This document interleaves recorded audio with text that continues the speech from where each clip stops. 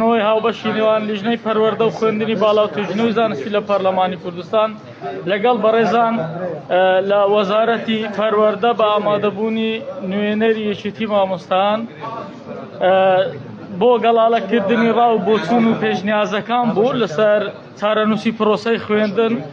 هەمومان دەزانین ئامارەکانی توشبوون بە ڤایرۆسی کۆرۆنا لە ئێستادا ڕوو لە هەڵکشانێکی زۆرە، بۆیە هەموو لایەک پێمان وابوو کەوا ممکن نییە لە ئێستادا دەرگای قوتابخانەکان بەڕووی قوتابیان و خوێندکارانی ئازیزدا بکرێتەوە.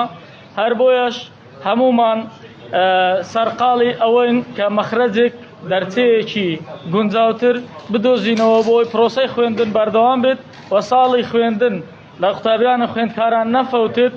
هەر لەسەر ئەم ئەساسەش لەوێ گفتوگۆیەکی زۆر کرا بۆی بەدیلێک ببینێتەوە. هەمومان دەزانین یەکێک لە بژاردەکان ئەگەر دەرگای قوتابخانەکاندا بخرێتن بریتە لە خوێندنی ئەلکترۆنی.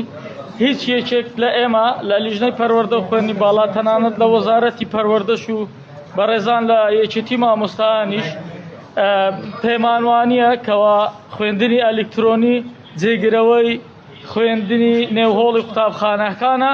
هەمومان دەزانین کەوا ناتوانین لە خوێندنی ئەلکترۆنی 100% تەحقیقی عەدالەت بکەین، بەڵام دوو بژاردەمان لە بەردەستن، یان دەرگای قوتابخانەکان بەداخراوی دەمینێتەوە تاوەکو هەڵسەنگاندنی ڕەوشی تەندروستی لە هەرێمی کوردستان لە ماوەی داهاتوودا دەکرێتن، یانیش خوێندنەکە بە ئەلکترۆنی بەردەوام دەبێت. ئەم دوو بژاردەیە لە بەردەستی بەڕێزان لە وەزارەتی پەروەردەن. لە کۆتاییدا وەزارەتی پەروەردە سەرپشکە لەوەی کە ئەم دوو بژاردەیە، ئەم دوو پێشنیارە بۆ لیژنەی باڵای ڕوبەڕووبوونەوەی کۆرۆنا بەرز بکاتەوە و لە کۆبوونەوەکەدا ئەوان دواقرار لەسەر ئەم دوو بژاردەیە بدەن. زۆر سپاس بۆ هەموو لایەکان، بەردەوام دەبن لە پرۆسەکان.